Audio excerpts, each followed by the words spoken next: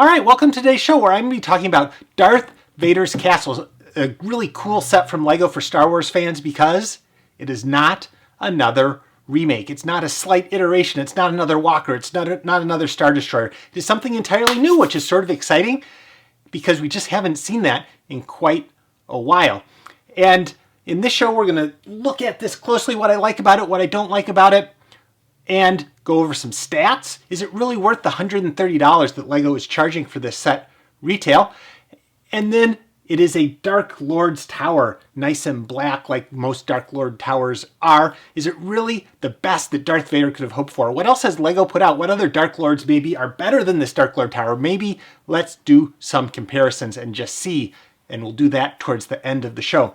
But for right now, let's take a closer look at what you get in this set.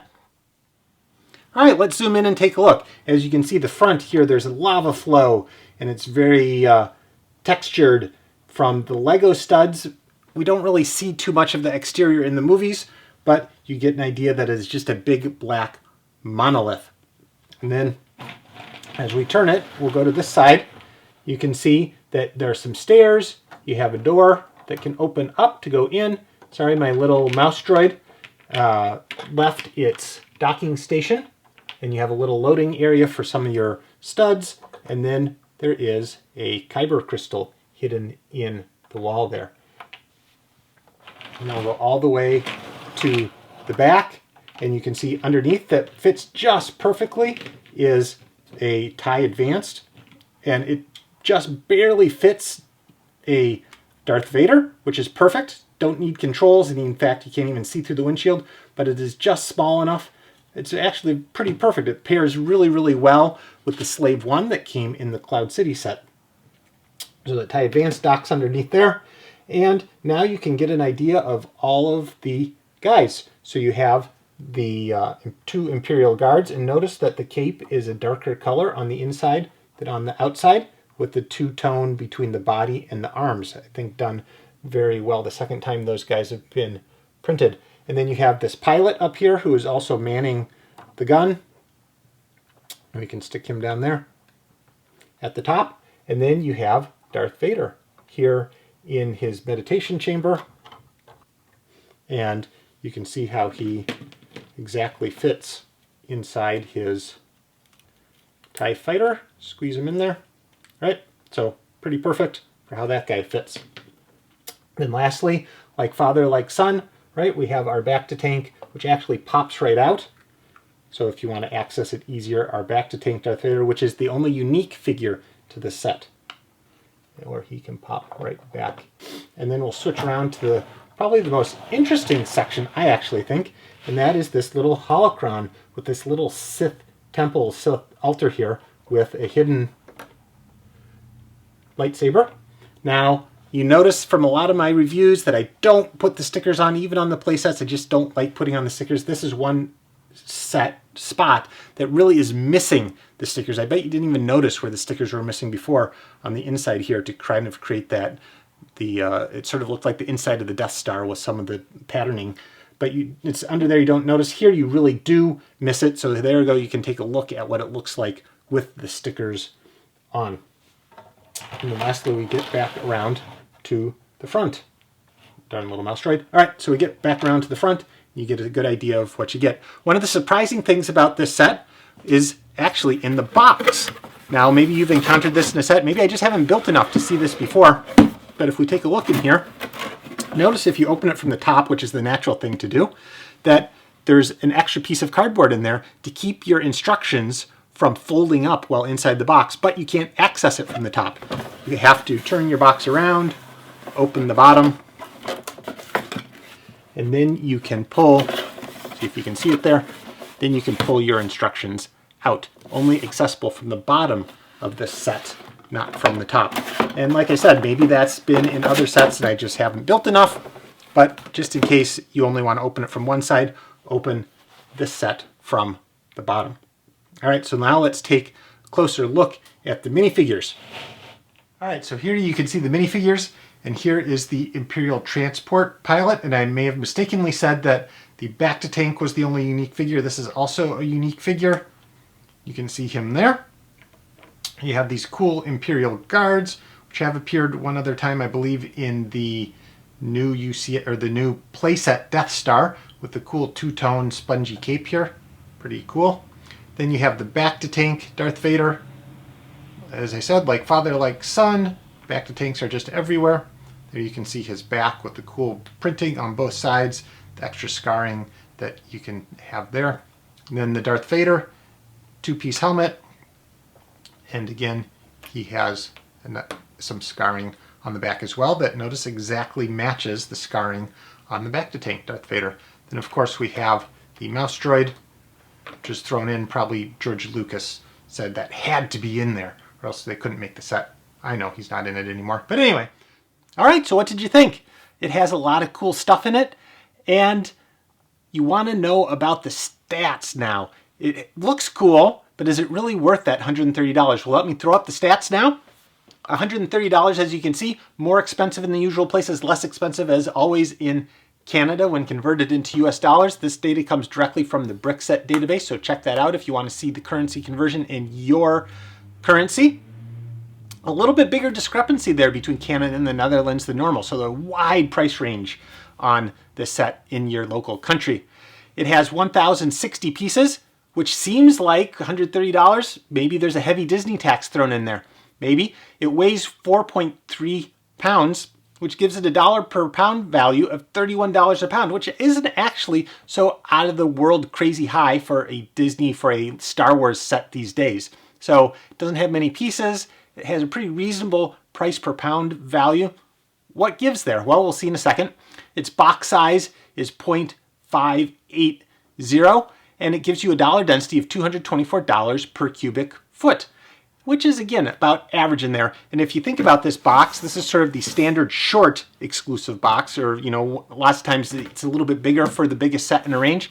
But at $130, it can range anywhere from $150 for this exact same box, all the way down to $100, right? So you sort of have, and so you can get an idea of $100, $130, $150. So right here in the middle at $224 per cubic foot for how expensive the set is compared to how big the box is. So not so bad.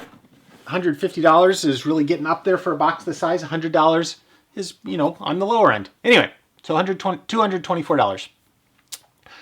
Retirement 2020. It's maybe standard 2 years. I'm sort of figuring it was released out of cycle. It was not part of a wave. It was not part of a summer wave. Released December 1st. So who really knows what's going to happen with the set? Probably 2 years, probably the end of 2024 retirement. And of course, I built this guy. It weighs 2.59 pounds, which gives you an average piece size of 1.1 gram piece. And that is relatively big for these sets, which sort of jives with the value in dollars per pound. And that's the same as a 1x2 brick with these two little pins poking out of it. Not quite a 1x3 brick, which is at 1.2 grams, but we're getting close. 1.1. Which leads me to my first chart of how does this really compare? I'm starting to build up enough sets. How does this compare to some of the other sets? Let me throw that up there. And you can see that's plotting the average dollars per gram. I know I should standardize on grams or pounds, but it sort of fluctuates. So dollars per gram on the bottom on the x-axis. Then on the y-axis is the average piece size in grams. And you can sort of see there's a big range there. And let me take out those old retired sets. What is that big one that's way to the left and way up high, which means it has a really good value and it has really big pieces? Well, that would be the 10030 UCS Super Star Destroyer from 2007. So let's take out those retired ones and see that. And the Darth Vader's castle sitting at 0.11 or 11 cents per gram and a fairly large size piece. So you're actually paying, it probably is worth its $130. Now, of course, this is an objective measure between Lego sets. Obviously, Lego sets on whole are pricey, so it's not a real measure of if it's a good value. It's just a measure of whether it's a good value compared to some of the other Lego sets that are out there. So there you go. And why have I been so excited about this set? Well, let's go through some of the other sets that are sort of these location-based sets, because, you know, Star Wars, after all, is mostly ships. So sometimes when you're in a spot, it's interesting to see that. And there's a lot of things Lego hasn't done. Like they haven't done a Jedi Temple. They haven't done the Palace on Naboo. There's a lot of really cool sets that they haven't done.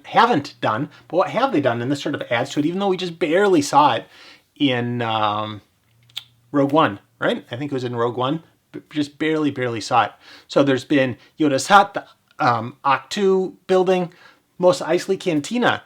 But really small sets, play sets. Battle for Endor. Again, another playset, but a location-based playset. Hoth Echo Base, now that's really more of an internal build as opposed to what it looks like from the outside, because obviously there isn't much there. It's built into the side of a mountain or whatever. When we get to Ewok Village, that's our first really big location, non-shipped based set that really was done very well. And probably the best comparison is Jabba's Palace. So Jabba's Palace really is a good comparison for this set. It has a nice front facade. It has a back play area.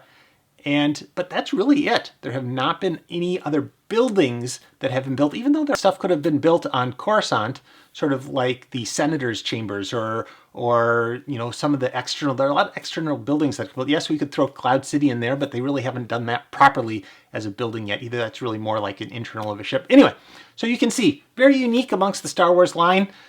I think it's really cool for that respect all by itself.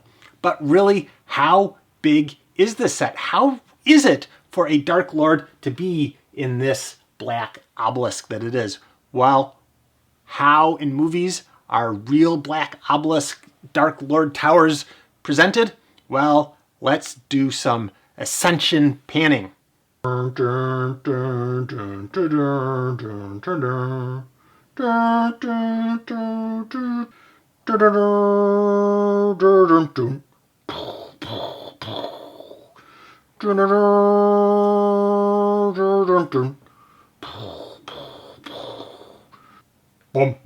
bum bum bum bum bum bum bum bum bum bum bum bum bum bum bum bum.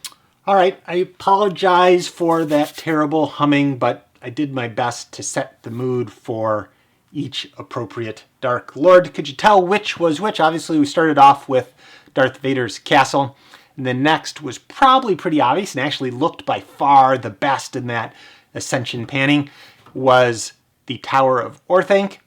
And then lastly is the, maybe you didn't recognize, was Night Lord's Tower from the Fright Nights Lego Castle series. So let's just see how these compare to what we got here.